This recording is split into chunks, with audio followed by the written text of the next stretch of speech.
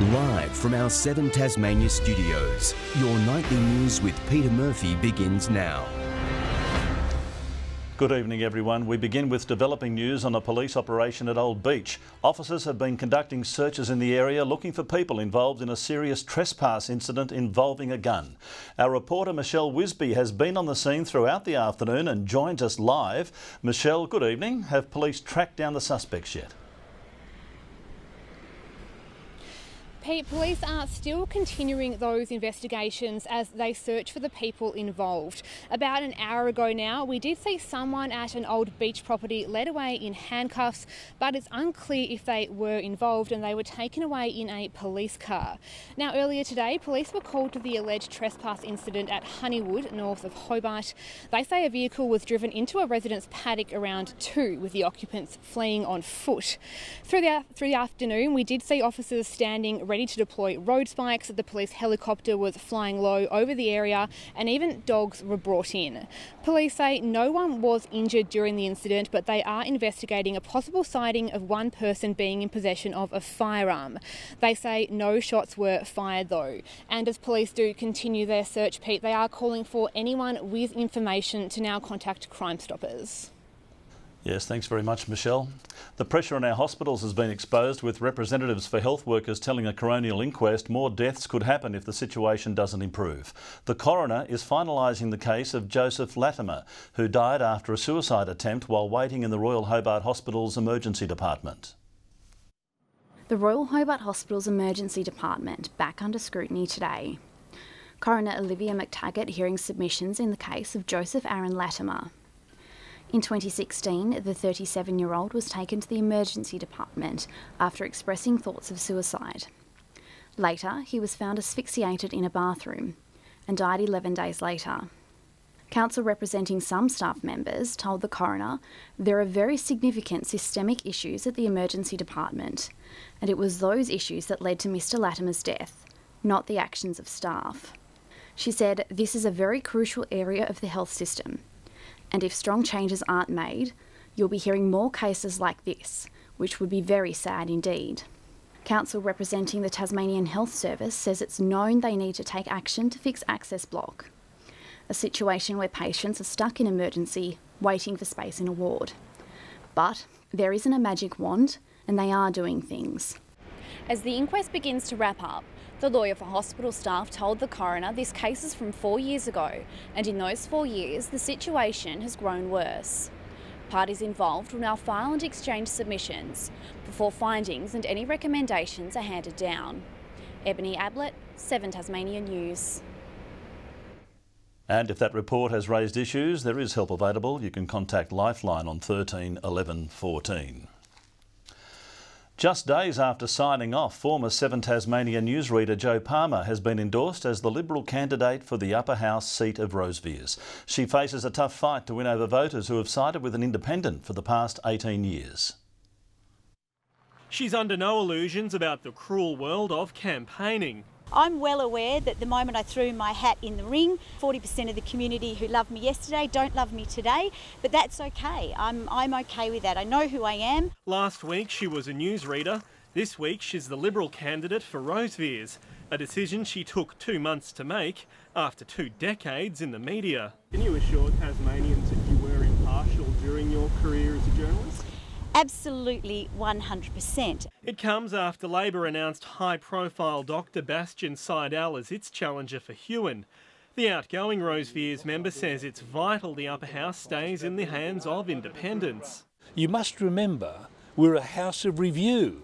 That's the way the parliamentary system works, the Westminster system works. A view shared by one contender.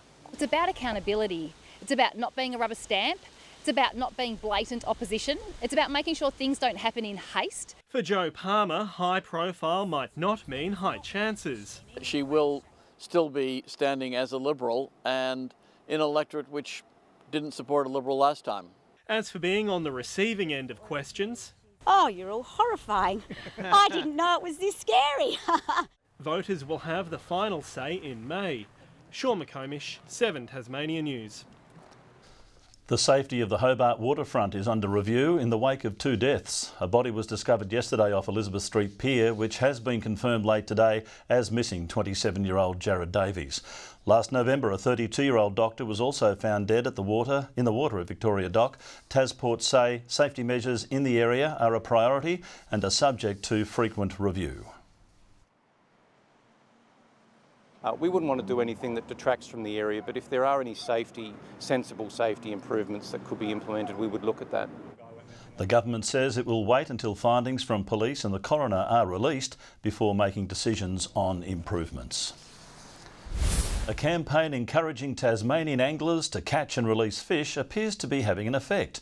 The latest recreational fish survey shows 6 of the top 10 species caught in local waters have a release rate of 50% or more. Flathead, of course, was our most popular catch. Certainly the message we're getting, people are quite conscious of trying to maintain or trying to ensure that the fish are released in a healthy state. They're keen to have ethical handling of fish and releasing more fish so that we can actually have a strong fishery for the future.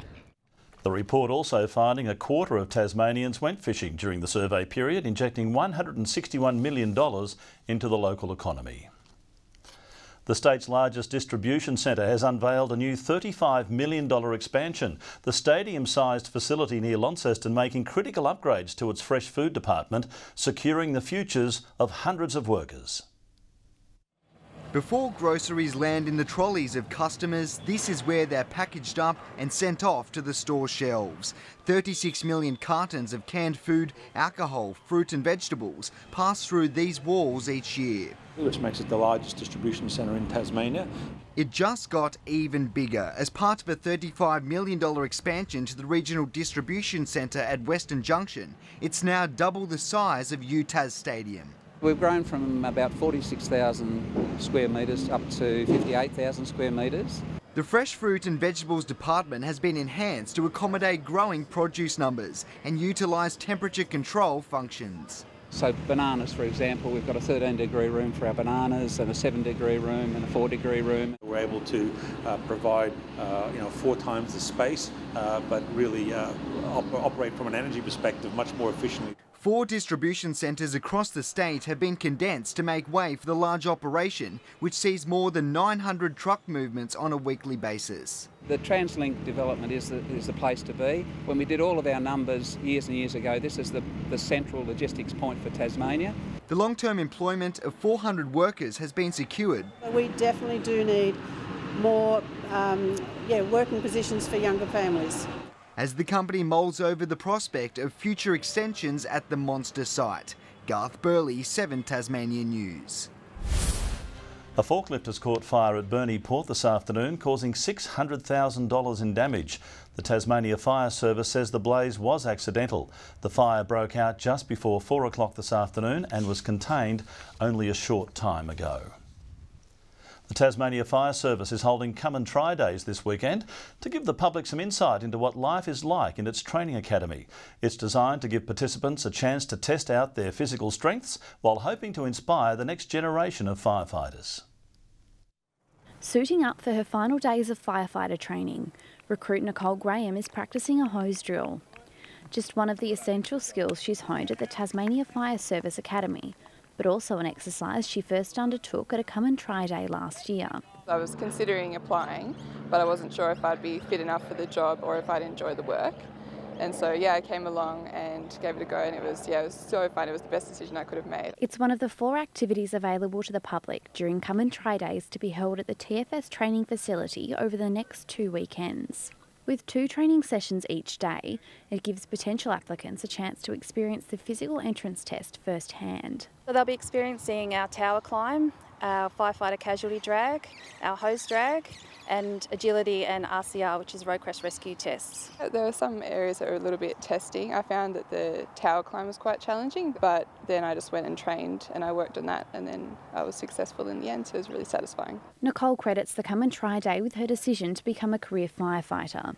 Graduating this week, she says the job offers her physical challenges and teamwork experiences, and there's nothing she loves more. Just do it, you've got nothing to lose, might as well give it a crack. You might love it, might be like me and you found what you want to do. For more information on the Come and Try Days, visit the TFS website. Ebony Ablett, 7 Tasmania News. To basketball now, and Hobart Chargers import Kathleen Shear says she's excited to return to her second home. The American arrived to begin pre-season training, committing to playing a leadership role on court. Not even a 90-minute flight delay in Sydney could wipe the smile off Kathleen Shear's face. The former Duke University player excited to be back playing ball in Hobart. The community is so good. Nashi was a big draw for me, being able to play for him again. And then the girls, like I was away for a season last year, but we still talked a lot. Shear played for Victorian side Nunda Wadding in the NBL 1 last year, averaging just over 15 points per game as the Spectres reached the playoffs. The forward says leadership will be a big part of her role. Now I'm older and I'm an import, and I've been around this group, or the core of this group, a long time, so I just think I need to step up and lead this team. The coach also excited to see a link up with another recruit in Shyla Hill. A lot of what we do will be run through Kathleen, through someone like Shyla Hill in that point guard position. So I'm really excited to see the chemistry go there, for those two. And with 8 weeks until the first game of the year, Nash is quietly confident his squad is building into something special.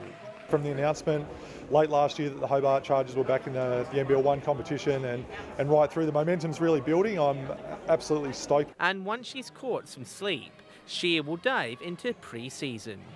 Just looking forward to getting into that and kind of getting a feel for it again, because I haven't played really a game since Nunda Wadding.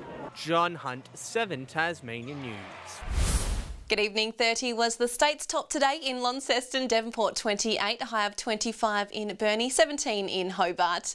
King Island, Flinders Island and Liaweenie, a high of 23, 25 about Strawn and Ouse and Smithton 27. On the close-up, low-level cloud over the state, especially about the south and east. Further out, low to mid-level cloud sits over the New South Wales coast, while southern WA has patchy mid-level cloud overhead. Tomorrow shows a high to the southeast of Tasmania, while surface troughs run through the mainland. East to southeasterly winds tomorrow 10 to 20 knots, swells up to 2 metres in the west and south and below 1 metre in the north. Tomorrow's forecast now, partly cloudy and 22 about Hobart and Cygnet, New Norfolk 24. In the north, Launceston a high of 28, Devonport 23, partly cloudy in Campbelltown. Burnie tomorrow 22, 23 about Strawn and Smithton, 19 in St Helens, Swansea 20 and a high of 22 in Fingal. The UV forecast, very high 10s across the state. Looking ahead to the 3-day forecast, Friday showers with possible afternoon thunderstorms. Saturday showers easing about the northwest from late morning, and Sunday morning showers about the northwest. Capital cities looking mostly sunny at Perth tomorrow, Adelaide a high of 30 and showers about Sydney and Brisbane. And currently Hobart 15 and cloudy, Launceston 24 mostly clear and Devonport 20 and partly cloudy. That's all in weather tonight, Murph. Thanks very much, Jackie. You're a lot nicer than that previous weather presenter, I can tell you. That's all our news for now. I'll be back later with updates. Thanks for joining us. Good night.